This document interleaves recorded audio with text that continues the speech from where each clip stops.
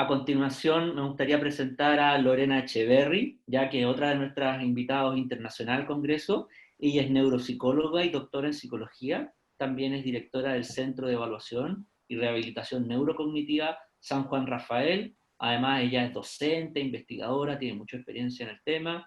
Miembro del grupo Alma Comahue, Asociación de Lucha contra el Mal de Alzheimer, de la ciudad de Neuquén, Argentina.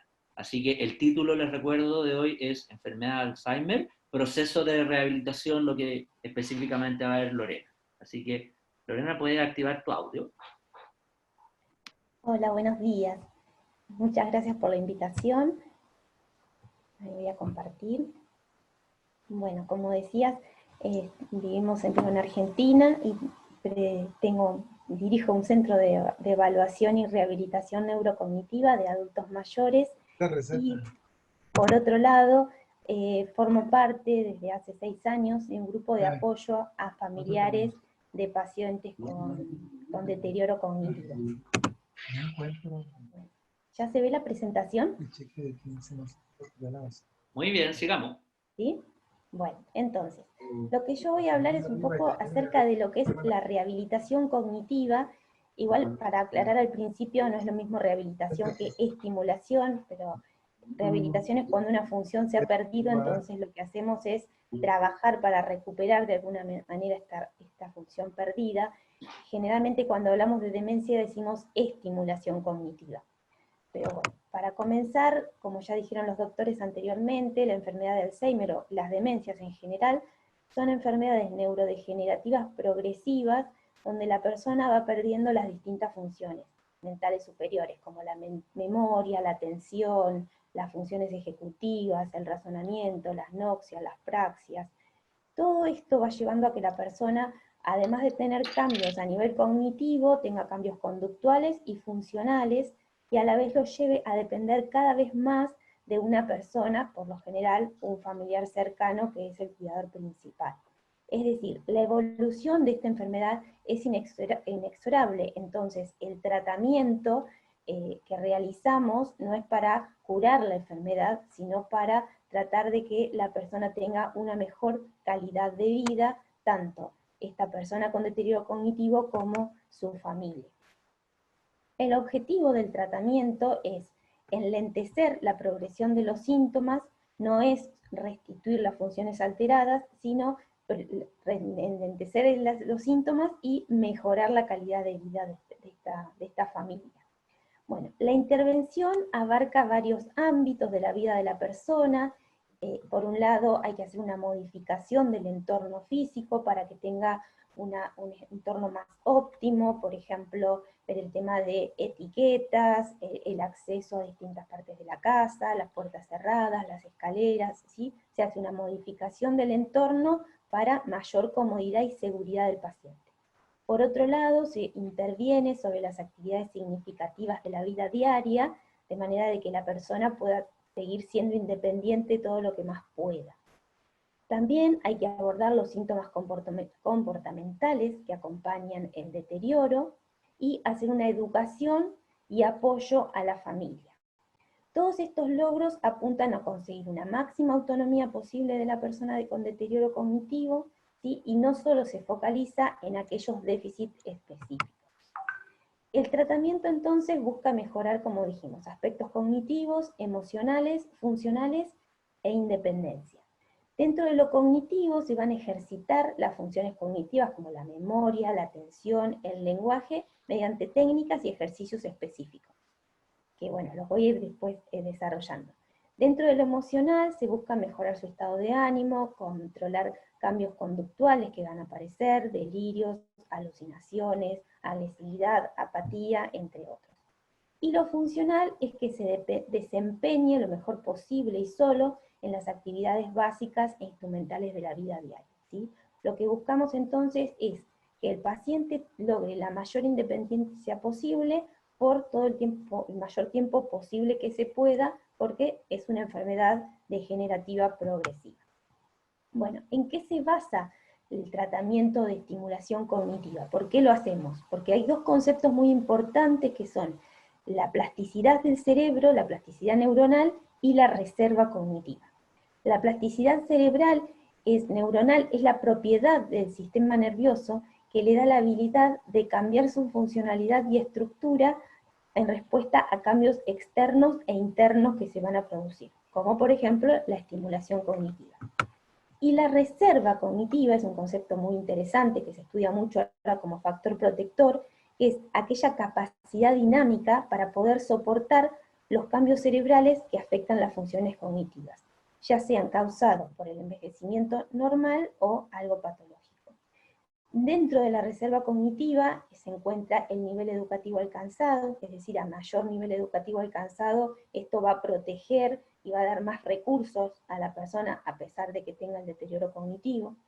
El aprendizaje de un instrumento musical o a escuchar música, el hábito de lectura, el aprendizaje de otros idiomas, el mayor nivel de actividad laboral alcanzado, los juegos intelectuales, ¿sí? Todos estos forman parte de la reserva cognitiva. ¿Y qué es lo que se sabe?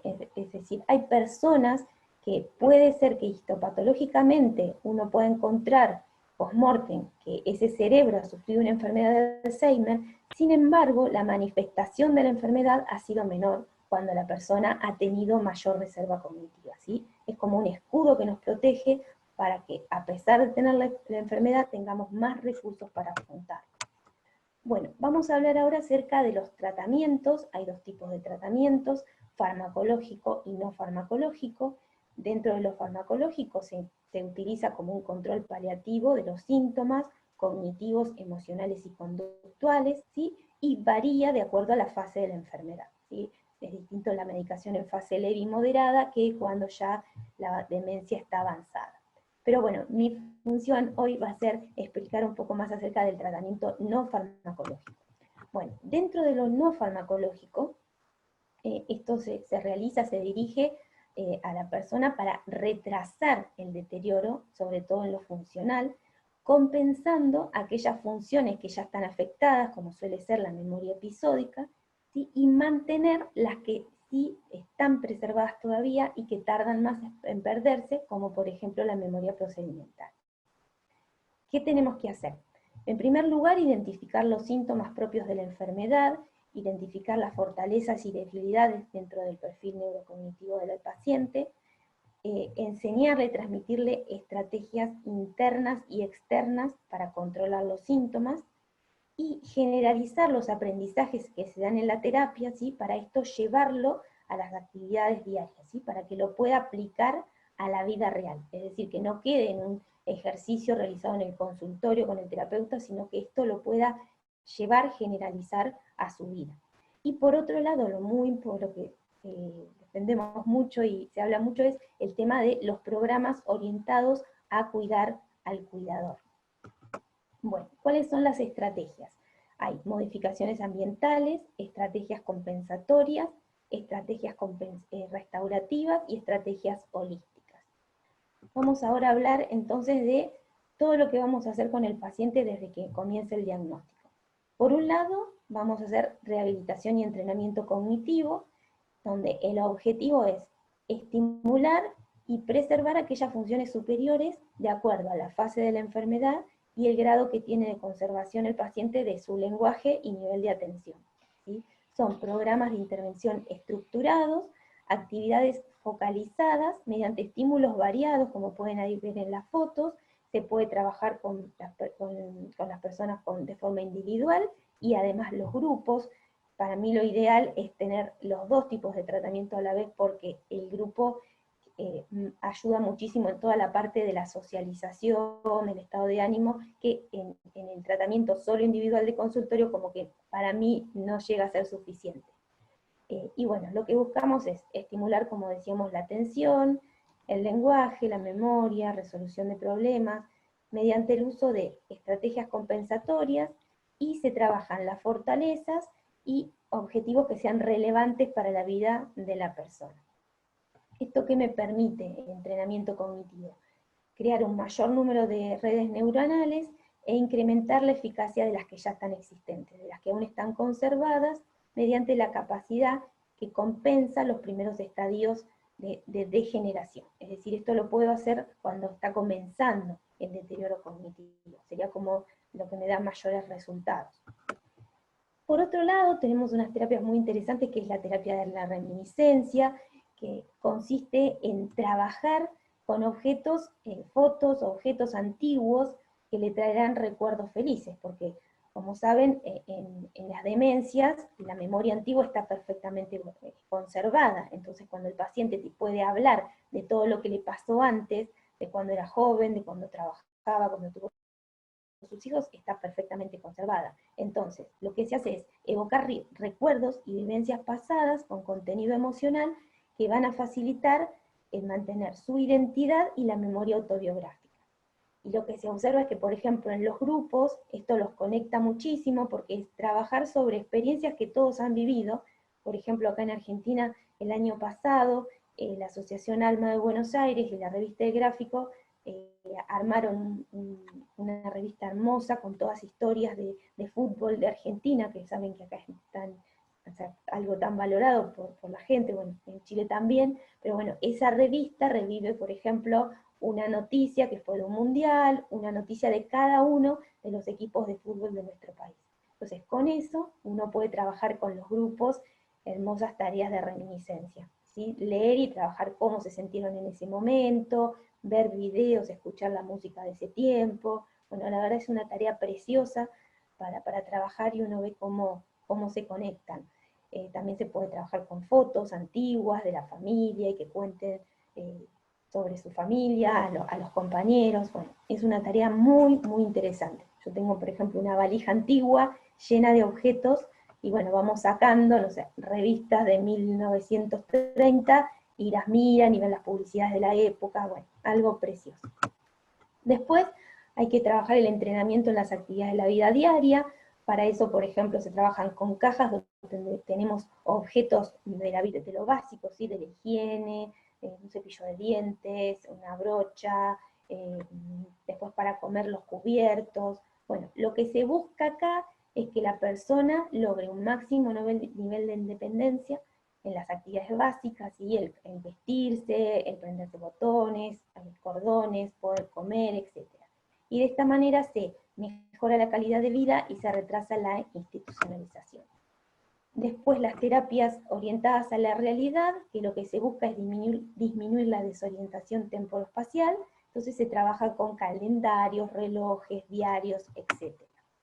Y técnicas de modificación de la conducta, que es un poco más complejo, pero bueno, generalmente acá va acompañado de la medicina, ¿sí? del psiquiatra, ¿sí? Para poder ayudarlo a controlar ciertas conductas, pero generalmente necesitamos el apoyo de la medicación.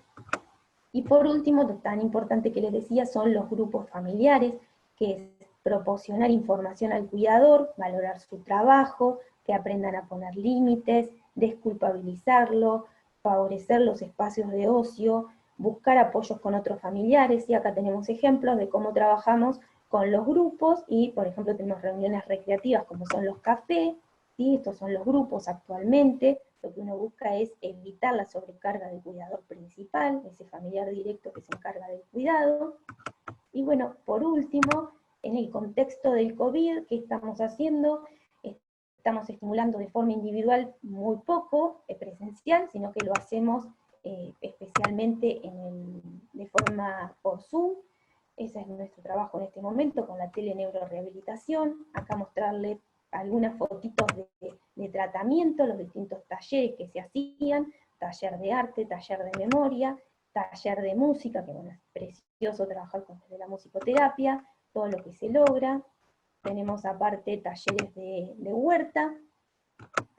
Uy, perdón, que es un videito sobre la actividad, para escucharlo. Este es el taller de huerta con los logros, el taller de huiterapia, que es interesantísimo, y por último, mostrarles hoy, en el contexto del COVID, ¿sí? La teleneurorehabilitación, cómo estamos trabajando, haciendo todo de forma virtual, y bueno, logrando avances interesantes, porque los pacientes no están solos en su casa en este momento de aislamiento, y bueno, dejarles estos ejemplos de trabajo tan lindos, y decirles que el tratamiento entonces requiere una alianza entre todo el equipo de profesionales, la persona con deterioro cognitivo, la familia y los cuidadores. Y bueno, les dejo mi contacto, espero llegar bien con el tiempo, y quedo esperando preguntas, así los podemos orientar qué hacer. Muchas gracias. Muchísimas gracias, Lorena. Hemos tenido muchísimas preguntas a través del chat. En honor al tiempo vamos a partir a la brevedad y vamos a ir en orden de cómo aparecieron las preguntas. Primero, Alejandra Espinosa, primero, Karina Cuevas dice, ¿se debería hacer el TAC siempre para poder llegar al diagnóstico confiadamente? Bueno, en mi opinión, yo creo que sí, sobre todo porque el diagnóstico diferencial, hay personas que de repente, adultos mayores, no se acuerdan que tuvo una caída, puede haber un hematoma subdural, también la parte tumoral, de repente clínicamente es muy difícil. Yo diría que la excepción sería adultos mayores que ya están en una clara demencia, en una etapa moderada, y ha sido todo gradual, y un curso clásico de Alzheimer, ese tal vez se podría, tal vez no necesariamente, no sé si Raúl puede agregar algo al respecto. Al menos un TAC, o sea, obviamente la mejor neuroimagen ideal sería una resonancia, pero al menos un TAC porque es bastante sensible para estas causas reversibles. Raúl. El audio. Pero ¿me puede repetir la pregunta, por favor? Sí, que si es realmente necesario hacer el TAC, de TAC de cerebro para el diagnóstico de Alzheimer, o sea, de demencia, si se recomienda. Sí, de hecho aquí nosotros no pedimos el TAC, pedimos la resonancia. Resonancia es óptimo, sí. Sí, a todos le pedimos la resonancia porque ahorita bien lo mencionas, Andrés, hay demencias que son curables. Al final de cuentas nosotros lo que vamos a ver, ya lo mencionó también Lorena, pues ves personas que traen problemas en las funciones cerebrales superiores. Podrías quedarte con el diagnóstico de enfermedad de Alzheimer, pero también es muy diferente si es una demencia vascular. Y aparte, puedes encontrar otro tipo de demencias menos frecuentes, pero en ocasiones son tumor, que no fue tan focalizada la sintomatología o traen algún otro tipo de situación que sí es mejor ver la resonancia, sobre todo porque la evolución es diferente si es una demencia de presión normal, cuerpos de Levy, al final de cuentas la sintomatología es parecida, así conviene. Claro, estamos de Igual que acuerdo el que perfil son tiroideo y fundamentales los las exámenes. neuroimágenes. Sí. Bien, la siguiente pregunta, Alejandra Espinosa dice, como comentario, siento que aún nos falta un poco más de orden, por ejemplo, que en una primera consulta de queja de memoria, si es importante descartar delirium y trastorno neuropsiquiátrico primero, totalmente de acuerdo, por eso ahí hablé yo algo del CAM, test de CAM, que es algo que rápidamente uno lo puede hacer, y todo lo que es el diferencial de la parte de trastorno del ánimo es fundamental en una primera consulta. Ahí tal vez Lorena como neuropsicóloga, si por ejemplo nos puedes contar un poquito de tu opinión en ese ámbito, por ejemplo, ¿cuáles son los test focalizados que haces en una evaluación neuropsicológica con respecto a este diferencial? Nosotros el inventario neuropsiquiátrico, el que vos El decís, NPI. sí, el NPI, pero que sí es fundamental. Siempre en la primera entrevista con la familia es la entrevista y la familia completa el inventario neuropsiquiátrico, las ABD, y sí, de la misma manera, pero muy ¿Y de importante. salud mental cuáles ocupan, Lorena? ¿Ocupan De el la parte, Yesavach, tal vez Hamilton? sí, usamos o el BEC o el de Savage. Después nosotros les damos el SSL-90, que es un inventario de 90 síntomas para ver qué malestar psicológico hay actual. Es muy interesante, es un poco largo, pero después, si tiene mucho deterioro, ya el paciente no, porque por ahí le cuesta completarlo, pero Claro. si no, es muy útil, porque te da 9 síntomas distintos de malestar, y bueno, depresión, reserva cognitiva, ansiedad. Una pregunta, un comentario de Martín Plaza que dice que es algo controversial el uso rutinario de TAC, estamos de acuerdo, rutinario la palabra, pero puede servir para identificar causas potencialmente reversibles, que fue lo que comentamos. Una preguntita para el doctor Raúl, de María Verónica Sommer, ya la doctora Sommer, que ahí la conozco, le mando saludos. ¿El diagnóstico precoz de demencia cambia el pronóstico? Bueno, lo importante es que recuerden que va a haber pérdida de la funcionalidad. Quisiéramos detectarlo desde 10 o 20 años con anterioridad qué es lo que se está trabajando y tú presentaste una diapositiva sobre eso. Si manejáramos los factores de riesgo, se habla hasta que podría prevenirse hasta un 40% de las demencias, que esto es lo que se maneja ahorita en la actualidad. Pero sobre todo, a mí me interesa, la pregunta clave aquí es, ¿cuándo tu papá dejó de ser tu papá en su comportamiento? Porque eso es lo que nos indicaría que ya algo está sucediendo, no tanto en el precoz, sino para hacer el diagnóstico más rápido en un adulto mayor.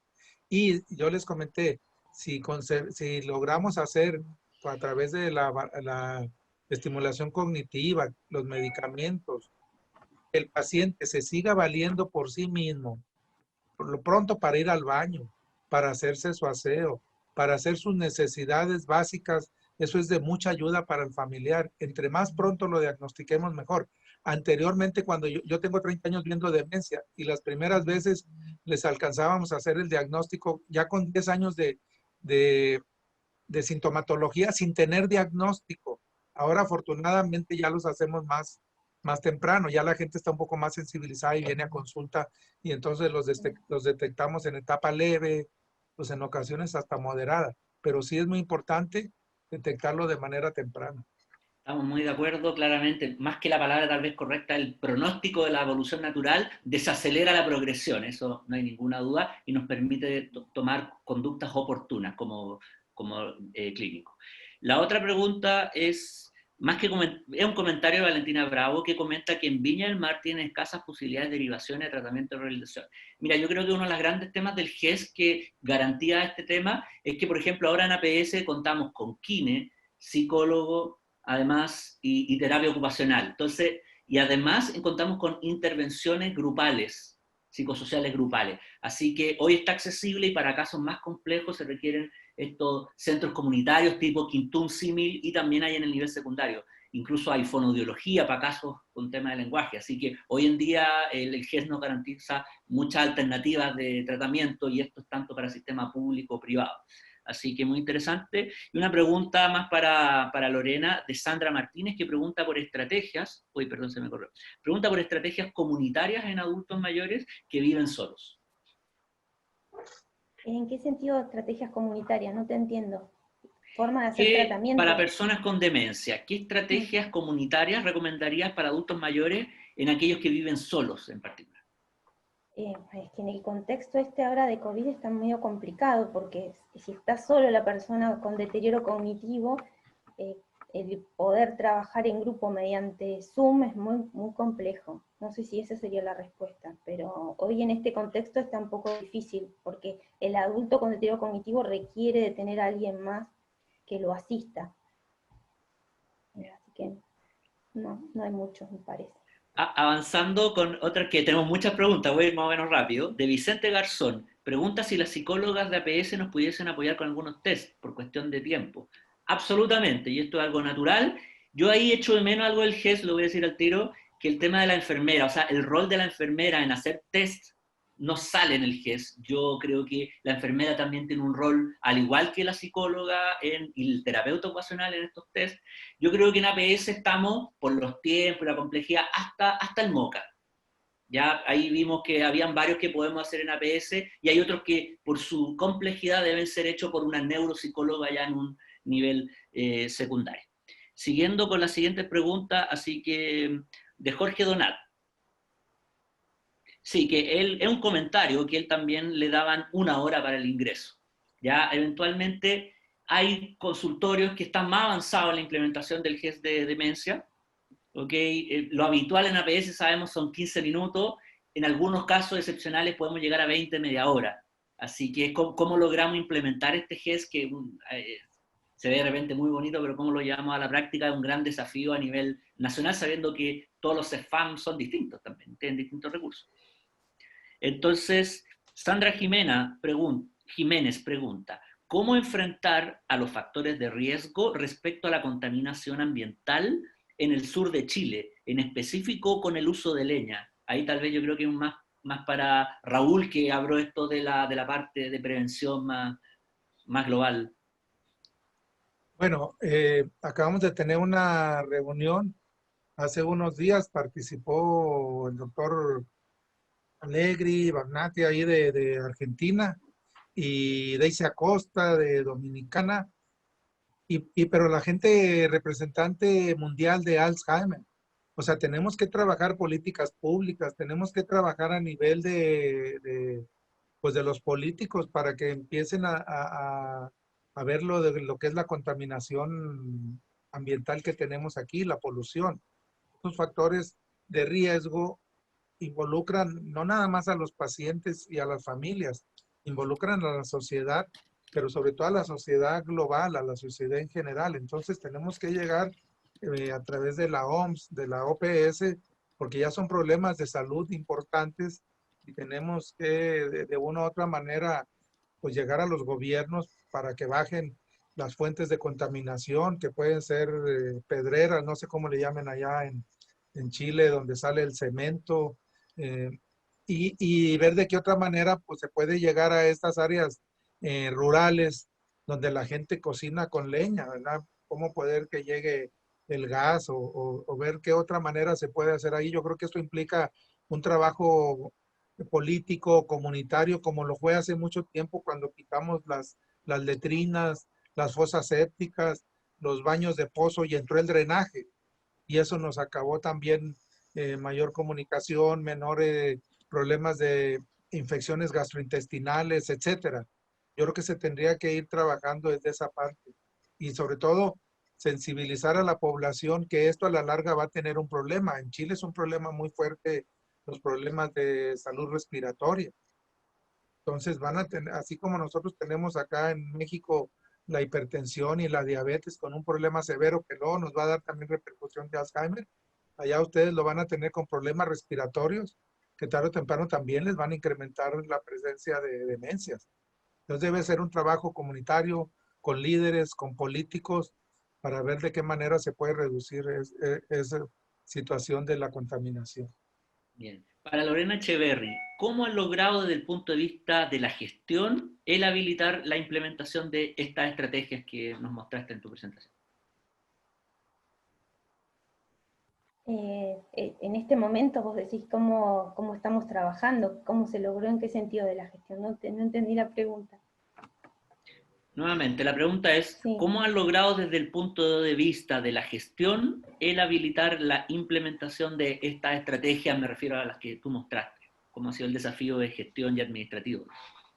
Bueno, un poco complejo, porque nosotros, por ejemplo, bueno, en nivel primario nosotros no tenemos acceso a todo lo que es neuropsicología, todo esto es privado lo que les muestro.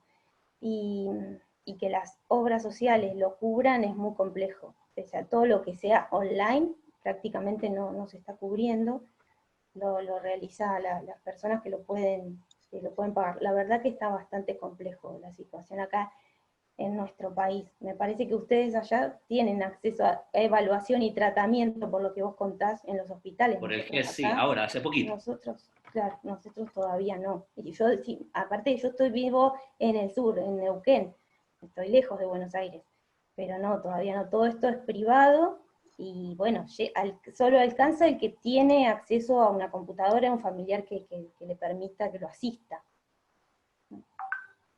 Gracias.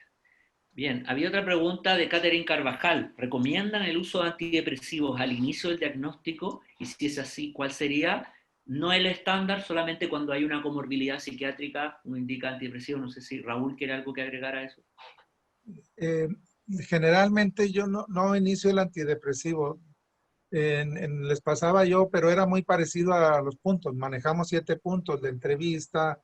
Primero que todo la llamada para ver cómo hacemos el contacto, la cita, luego la valoración del paciente. Yo prefiero esperarme a la valoración neuropsicológica. Prefiero también diferenciar la depresión de una alteración cognitiva o una alteración cognitiva con depresión. Y entonces ya utilizaría el antidepresivo.